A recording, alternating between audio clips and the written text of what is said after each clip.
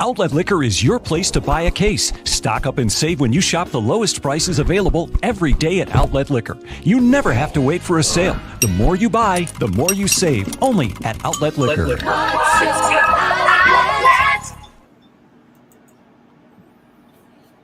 Oh, there we go. Oh, it's Steven Solo there. Welcome, everybody, to another edition of I'll Hang Up and Listen. Sabres suffer another loss. This one obviously much closer, 3-2 in a shootout. And Ukko-Pekka Luukkonen with 40 saves. Another impressive performance by UPL. Me and producer Steve were actually at the game together. Enjoyed ourselves very much so, even though, again, it was a loss. But some good, some bad, and some ugly. Right, Steve? Yeah. There were a couple misplays here and there, but there was a lot more on the upside than the downside for a lot of players. I think that very first goal that UPL gave up, I think that was an unfortunate 3-on-1. The defender did everything they could to try to cut off the pass, getting down right on their stomach. Did everything they could, being the only guy back. Didn't get a lot of relief. It just went east to west in a millisecond.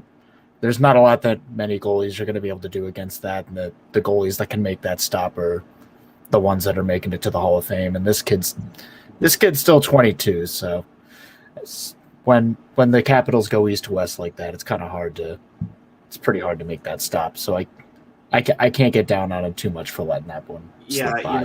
Again, that's a very difficult save for any goalie in this league to make. So, again, like you said, you can't fault them for that.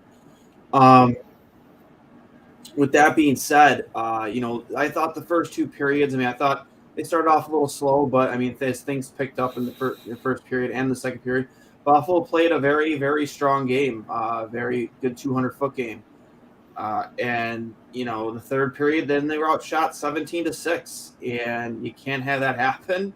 That's mind-blowing to play 40 minutes of good, solid hockey, and then you just completely shit yourselves in the third, and not helping out UPL out there at all. He had to stand on his head. Me and you both saw it live.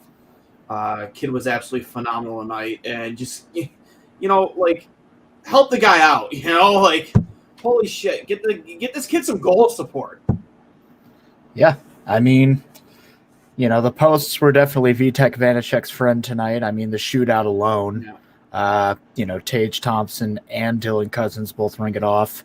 But there was that really good quality chance that Dylan Cousin had that bounced off one post, off Vanacek's backside, and just barely skeeted out the other side. And it was just, oh my goodness,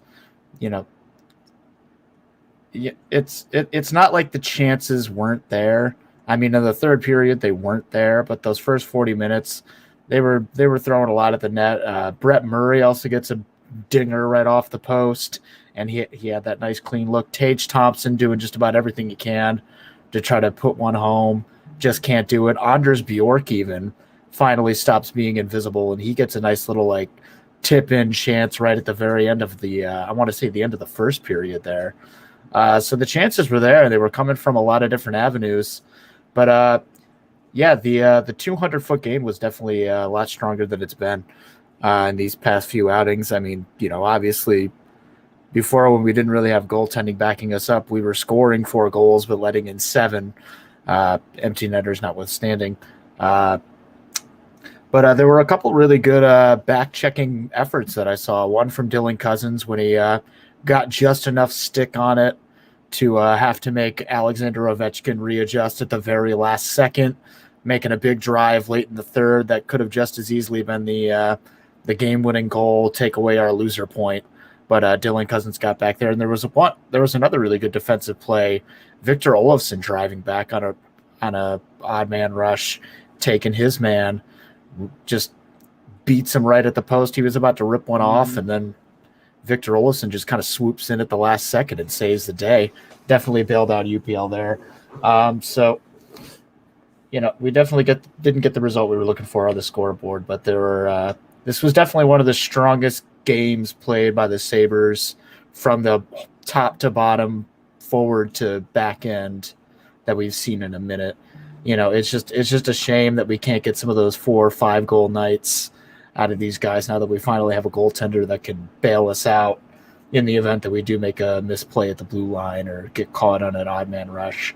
It's just a little bit of a bummer, but what can you do? Yeah,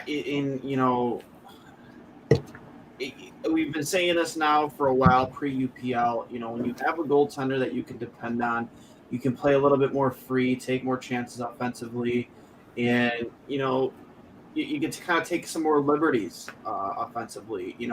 And I've said this so many times. Like, I understand that defensively we've been terrible, certain players more so than others, but sometimes a good way to play defense is by playing well offensively, because you're maintaining puck possession, you're driving play, you're keeping the puck away from the other team for longer amounts of time, which means it's less time they're spending in your end. Buffalo did that for 2 periods today. They drove play. They were out shooting the Capitals. They were out chancing the Capitals. They said they were hitting posts. And one of the biggest, turnarounds, I think, of the last couple of games is, watching Jokiharju and Rasmus Dahlin be reunited, and, they look so comfortable together again. It's definitely a breath of fresh air. They didn't hurt us out there at all in our own end, in my opinion. But, it definitely a breath of fresh air to see them kind of take strides forward, both because they were both struggling quite a bit, Steve. Yeah, we were actually having that conversation during the game, why it took so long for that pairing to reunite. And I honestly think it's just because that, this is a season of experimentation. It's a season where you try everything, see what works, see what doesn't, try Tage Thompson at center, see what happens. Try this pairing, try that pairing. And I think with Jokiharju going out in that very first game with the broken foot, once he finally returned to the lineup, they wanted to see what Jokiharju could do with some of the other parts of that defensive core. But it became pretty clear pretty quick that Dahlin and Jokiharju are your 2 best defensemen on the ice, and also they work best when they're working together, which was very evident at the end of last season. Mm-hmm. But I think Donnie Granato just wanted to see what Jokiharju was capable of with some of the other left-handed D. Yeah. I think he saw it. I don't think he played necessarily poorly with Jacob Bryson, but I don't know what it is, but his game just didn't seem like. I guess he just bring out the best in each other. Yeah, I think after just playing with Dahlin enough, I think he just kind of like knows where to expect him to be, and just kind of like being able to like predict what your partner's gonna be doing helps inform your decision making on the ice. And when you don't know, that your guy's going to be back there to have your back, sometimes you make some questionable passes. There were 2 that were kind of like that, where Jokiharju was kind of like backed into a corner, and one of them was to Dahlin, one of them was to one of the forwards that was out there, and it was just kind of like dump it off and just like, well, I'm about to lose it if I keep hanging on to it, so I'm going to give it to you. I know you're only 5 feet away, but here you go. And but yeah, it looks like they're more often than not they're finding their footing. They're getting back to where they were, and it's definitely reassuring to see, because those are the only 2 defensemen we have signed after this season's over. So we talked about that too. Again, a lot of fans are just very restless, especially again after another hot start. And but listen, you guys, this team is going to look so much different next year. I'm talking directly to the people who complain about this roster in particular and how they're performing. This team is going to look so much different. I'm sorry, Vinny Hittnestros is probably not on this roster. Cody Eakin's probably not on this roster. Robert Hagg is probably not on this roster. Colin Miller is definitely not going to be on this roster. He was a healthy scratch tonight, by the way. It's kind of a head scratcher, but I guess maybe you want to give these other kids a chance to play, get more minutes. I understand that. You would expect Jacob Bryson to be back. Yeah, sure. No guarantee Mike Pizzik's going to be back. I know, again, there's a very, when it comes to right-handed defensemen, they're not a dime a dozen, so, and like I said Vinny Hittnestros is not going to be here. Cody Eakin's not going to be here. Drake Caggiula, who hasn't been in the lineup anyway, won't be here. And just a handful of other players are not, Anders Bjork might not be here. there's a handful. He's actually signed through to another year. So Bjork, of those players that you don't think about being I like could see him being a dealt permanent part of the core, he is technically still signed through next year. So if you need that 13th guy for the bottom six, you already got him. You already got him at 1.6. And that is something that I've been saying this year, that like when Anders Bjork is on the ice, nothing particularly bad happens, but nothing that exceptional happens either. Yeah, nothing exceptional happens offensively. You're not wrong. I could just see him being a guy that might be part of something at the deadline. I don't need him. I'm not gonna be mad if he's on my team next year, but I don't need him to be on my team next year. Yeah, I could take it or leave it. I think there's going to be an influx of new people coming in. There could be some free agents that want to find a new home. The future, while we know what's coming down the pipeline, there are other pieces of this equation that we're just not going to know how it's going to shake out until at the very least the trade deadline, most likely, and then obviously, the Canada Day stuff that happens every single summer when the trade, when things really open up and you go, oh, okay, so you're trying to move and you're trying to move. To that end, one of the signings that's going to be interesting to look at is that Victor Olofsson's actually going to be an RFA at the end of this year. Yeah, we control his rights again. So, I could see him again especially with how much he's improved his 200-foot game. I could see him definitely getting a decent payday. He hasn't. I don't think he's been the same guy since he's came back from that injury. The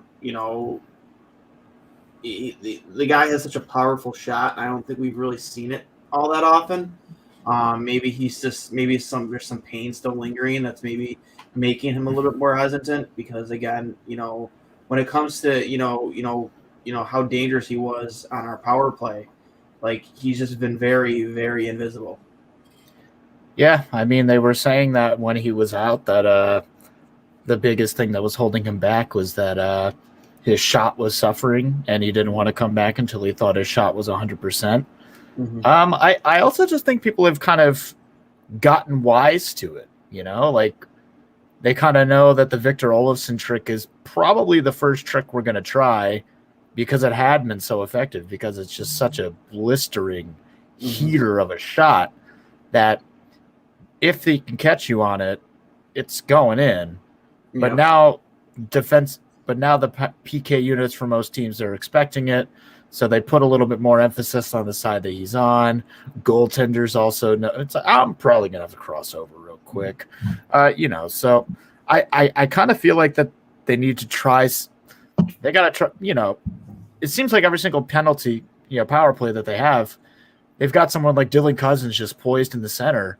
They gotta try something to a lot of other super fans of the team have been saying that they're still trying the Jack Eichel power play, and without Jack Eichel leading it, it's just not working because it's not. But you do have Tage over there who has a pretty powerful shot. You do have Tage over, but he's never taking the shot. Though. Yeah, that's the problem. But that's my next point is. It drives me nuts because, and that's, you see him revert to that Tage that we saw a little bit last year, quite a bit last year. A guy who overhandles the puck a lot, and he's got to stop. Like, once you have a good look, man, release that puck because you have a cannon, dude. Whether it's a snapshot or a slap shot, when he releases, dude, it's gone, absolutely gone. We saw it right there at the end of the game. He hit the post. I think he had 3 posts today, including the shootout. He has a cannon. Just let it go, bro. Just let it go. For any of those people that also, by the way, anyone who wants to leave a comment, Twitter comments are down right now with StreamYard. So hop on our YouTube channel. Make sure you leave a comment there and subscribe. Get your comments in here while me and Steve are still live for hang up and listen.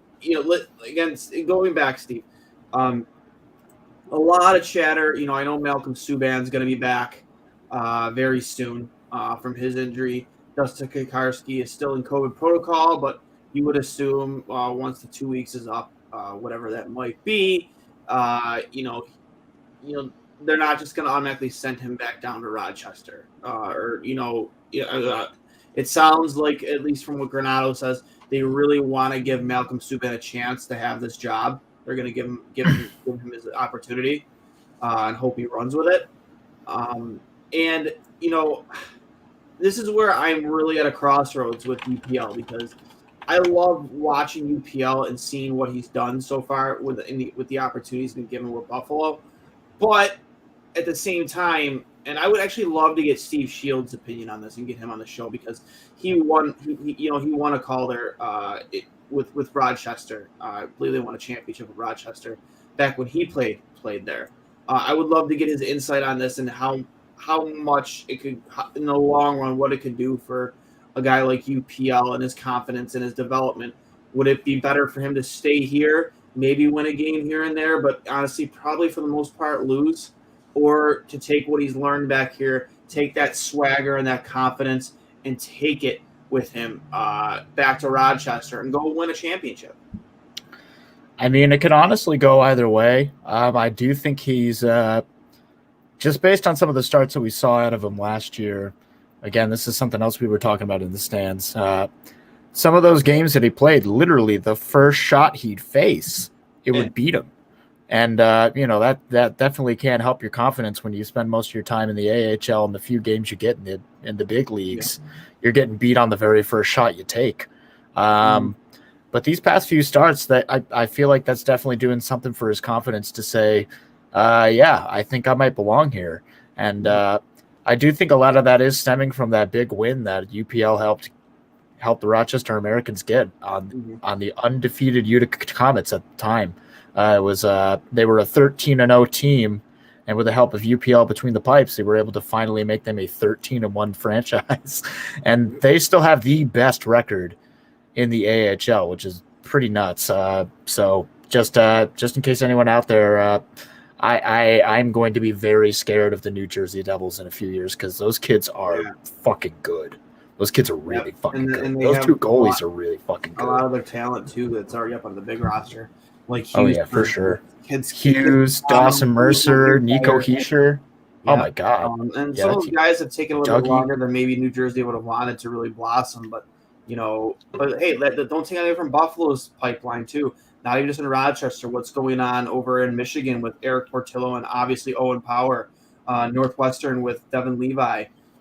Ryan Johnson, a defenseman who's playing in college right now. And then obviously all our European and Russian prospects. What about our boy Aaron Hughey? Isn't he? Yep. Yeah, Aaron Hughey with Minnesota. Yes. Yeah, Minnesota. There's a lot to be excited about if you're a Sabres fan.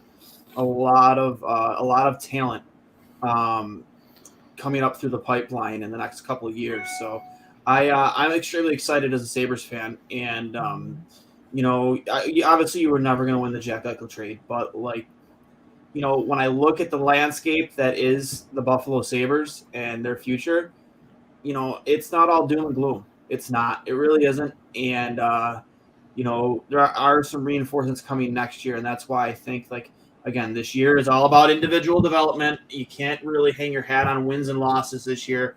It's all about individual development, and it looks like I'm not saying Dahlin has finally turned that corner this season, but it looks like he's getting ready to maybe peek his head around the corner and see,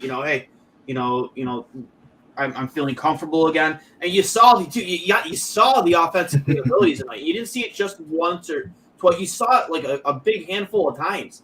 Couple good dangles. Yeah, he has the ability to really skate through and split defensemen and create scoring shots. He had 6 shots on goal tonight. He had most shots on goal of any player on the team tonight.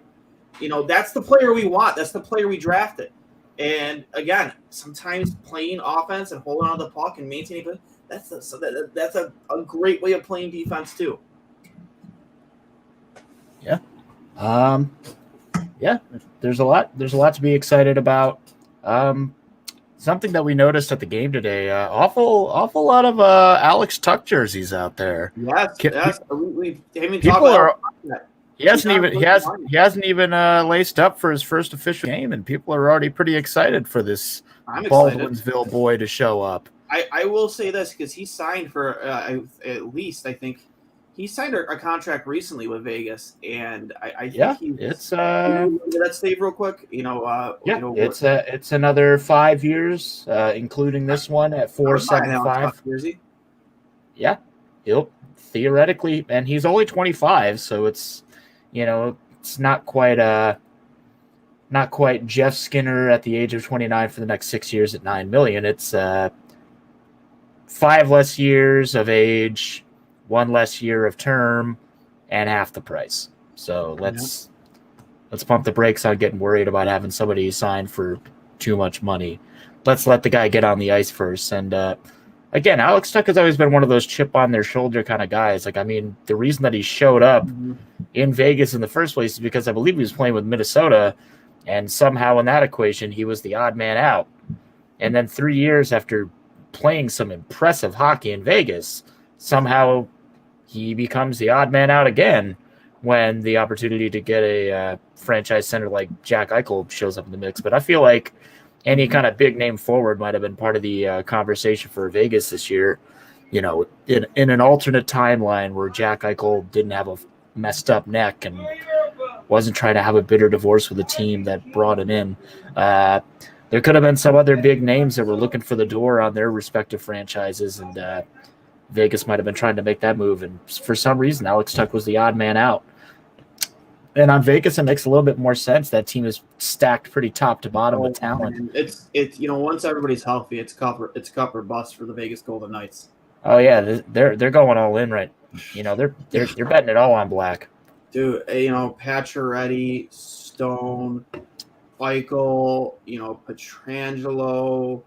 Yeah, it's irresponsible over there. It's insanity, man. Like, literally, like, gambled their organization's future pretty much already. I know they have Bryson from the University of Michigan, a guy they drafted late in the first round this past NHL draft, but like, they gambled a lot with their future to make this team what it is right now. They're in win now mode. Like, it's cup or bust, this year, next year, and the following.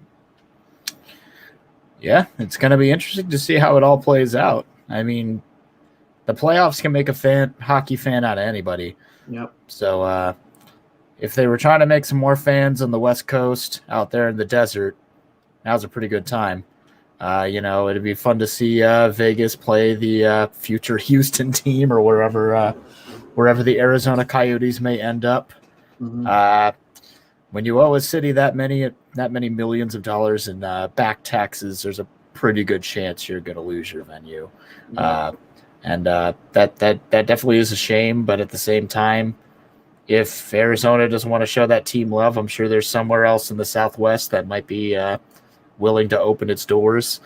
It kind of blows my mind that a city like Austin, Texas doesn't have like a team like that. Like, correct me if I'm wrong. Do they have any professional, like, big, like, I'm sure they have like some college stuff, but like, do they have like? Yeah. They have the Houston Astros. Yeah, but that's Houston. Austin's its own distinct thing. Yeah. That's what I'm saying.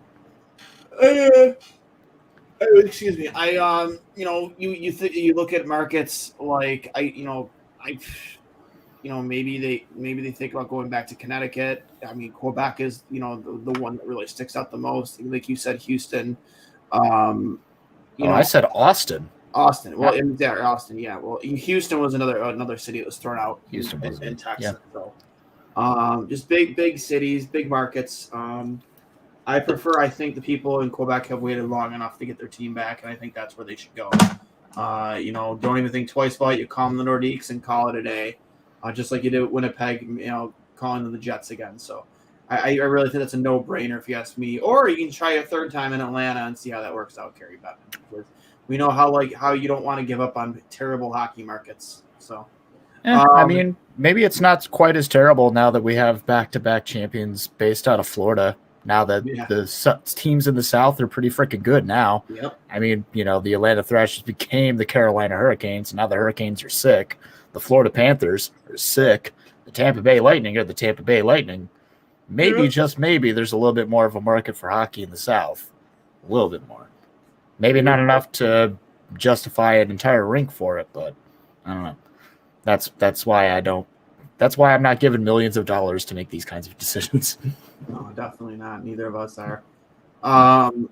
With that being said, before we wrap up here, Sabres fall. If these are updated stats, either 8-15-4, or 8-15-5. Because that would shootout loss would also be like considered an overtime loss. So what are those two stats for 20 or 21 points? Again, I'm not sure, Steve, if this is already an updated. I think it was 19 points earlier today, so I think we're at 20 now. 20, we're at 20. I believe. Yeah. Third last in the Atlantic Division. We're only ahead of the Senators, who have 2 games in hand on us, and then the Montreal Canadiens, who are absolute dumpster fire. The handle NHL Watcher actually tweeted out earlier. I saw. I kind of laughed. Like, Kyle Okposo has more points than any single player on the Montreal Canadiens right now, which is mind blowing. I'm not sure how factual it is. You'd have to ask. But he definitely tweeted it out earlier. The defending. Oh my god. Yeah. I get that the tweets were going around like game 2 of the season where it's like Cody Eakin has more points than Austin Matthews. We need to have a conversation. Funny. And that was just funny just because it only been 2 games. But that's 25 games in? Mm-hmm. Wow. I'm looking for it here. I'm pretty sure he tweeted it out earlier. Wow. 1 second, let me see. Excuse me, that's rude of me. Late night here for Duane, way up past my bedtime. I'm looking for it here. I'm positive he tweeted it out. Now I have to find it. Kyle Okposo, this is 3 hours ago. Kyle Okposo has more points this season than every Habs player. That's insanity. That's worth the contract alone for mine. Just that stat alone, that's awesome. Future Montreal Canadian Kyle Okposo. Yeah, he only has 1 more year here after this year. So I don't think they'll trade him though. I don't think unless I don't think they'll trade him, but also he'll be like 34 at that point. I don't know if it's a conversation to have at the end of next year for sure. How many points does he have right now? I don't know off the top of my head, but obviously it's double digits. I want to say maybe 15, 16-ish. I would have, yeah. Hold on. I can pull it up. Hold up. If he got a point, he has at least. Jesus Christ, he has 18 points.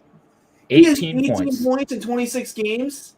18 points in 26 games. Get the fuck out of here! Oh my god, I knew he was having a good season, but that's phenomenal. Just to be clear, he had 19 points in the 2019-2020 season in 52 games.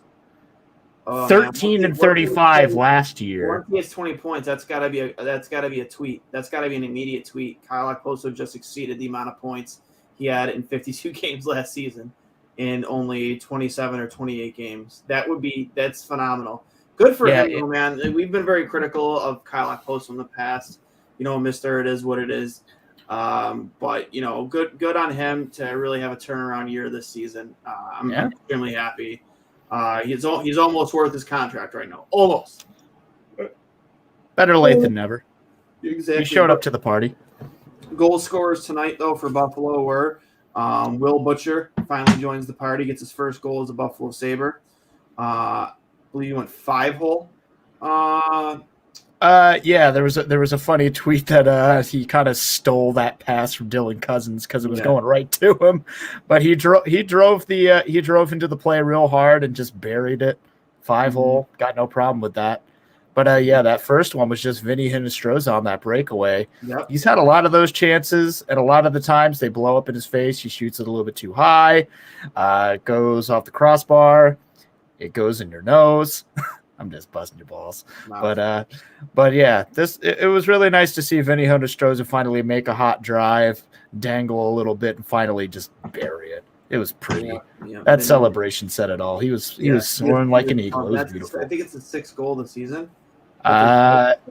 Might just be his 5th, but still a good one. Still a real pretty one. Agreed. And then assists on the night. going to the Assman, Rasmus Asplund, Jacob Bryson, Robert Hagg, Kyle Okposo. Getting the assists, and like I said earlier, Ukko-Pekka Luukkonen with 40 saves on 42 shots in regulation. And then we go to the Capitals goal scorers, where Lars Eller, Verhaeghe, not going to try pronouncing his name. Assists going to him again. Lars Eller, Kuznetsov, Oshie, Ovechkin, and former Sabre Connor Sheary. Vitek Vanacek with the win in net with 29 saves on 31 shots. Steve, who do we have next on the schedule? Next up on the schedule, we're on the road next week. We're playing the Jets on Tuesday. We play the Wild on Thursday. And then Friday, we play the Penguins, all three of which on the road. Our next home game is not until Monday, the 20th, against the Blue Jackets. Then it's Wednesday, December 22nd, home against the Avalanche. I'm heading out of town the very next day, or else I'd be trying to go to that. I would love to see, McKinnon and Rantanen and Cale Makar, all those guys live in person. Yeah, then there's a game day after that in Columbus, and then they're kind of off around Christmas time. But yeah, the next week they're all on the road, so drink a little extra coffee because Tuesday and Thursday they start at 8, so you'll be up maybe till midnight if they go to overtime. Yeah. So just be ready, kids. Well, Steve, it's because I mentioned earlier we're almost at midnight here, well past my bedtime. I know you're looking pretty tired too, so. With that being said, guys, I will hang up and listen. Producer Steve will hang up and listen. And this was brought to you by Outlet Liquor, the place to buy a case. Don't haste, buy a case from Outlet Liquor on Georgia Boulevard. Again, I will hang up and listen. And 3 words, boys and girls. Let's go Sabres.